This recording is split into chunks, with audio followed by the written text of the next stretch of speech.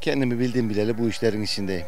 Herhangi bir başka bir işe yönelmedik. Polis de olabilirdik. Herhangi bir başka bir şey de olabilirdim ama bunun sevdası bizi bu dağlara çekti. O gün bugündür bunun arkasındayız.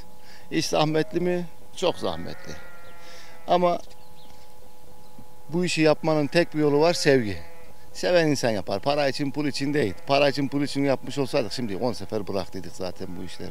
Vallahi zahmeti şimdi kuzuyu aldık. Büyük olan zahmetin şeyini geçtik yani. Zorluğunu atlattık Allah izin ederse. İşte bu her sabah kuzu ayrılır annesinden. Her akşam geri kavuşur. Davar sabah gider, akşam gelir, emişir. Herkes yerine ayırsın. Kuzunun yemini verirsin. Yani zahmeti bu şekilde. Günü cumartesi yok, pazarı yok, bayramı yok, seyramı yok. Sürekli bunun peşindeyiz yani 7/24.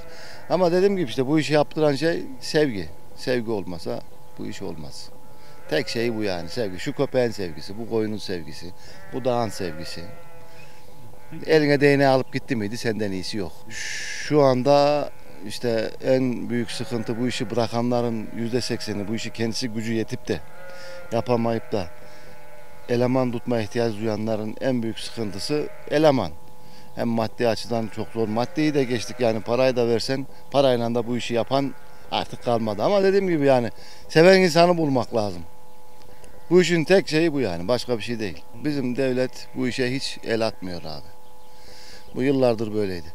Ben çocukken işte ben bu işi yapacağım dediğimde işte sana kız vermezler. En baştaki en problem o yani. Bu pisliğin içinden biz yıllardır bir şey kazanmadık. Sen de bir şey kazanamazsın. Gir bir işe çalış. Bu işlere bulaşma. Sürekli benim büyüklerim, atalarımın bana söylediği laf bu. O yüzden de bu işlere pek girişen genç artık kalmadı yani. Abi devletin buna her türlü teşvik yapması lazım. Çünkü bu kazanan bir şey değil. Şimdi biz burada üretim yapıyoruz. Yani şu anda et sıkıntısı var. Memlekette ki et bu kadar pahalı. Et sıkıntısı olmasa et ucuz olur. Çok olsa ucuz olur. Demek ki yok. Bu işi yapan yok. Devletin buna yem desteği de olması lazım. Arazi desteği de olması lazım. Ahır desteği de olması lazım. Bazı şeyleri karşılıksız bir şekilde devletin desteklemesi lazım. Ama bizim burada öyle değil. Bizim burada devlet sadece bu işi bilene destek olmuyor devlet.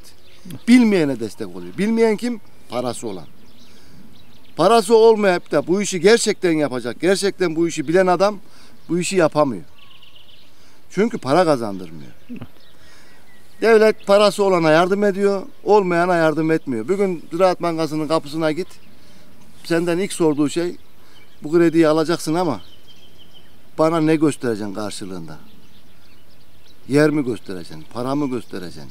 Yani hipotek istiyor senden. Ha, benim zaten param olsa senin kapına niye geleyim?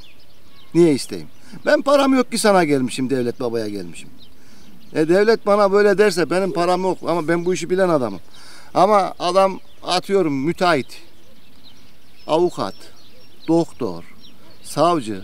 Bunun parası var. Onlar bu işi yapmaya çabalıyorlar. Hiç bilmiyorlar. Hayvanı da zayi ediyorlar. İşçiliği de zayi ediyorlar. Parayı da zayi ediyorlar. 3-5 sene sonra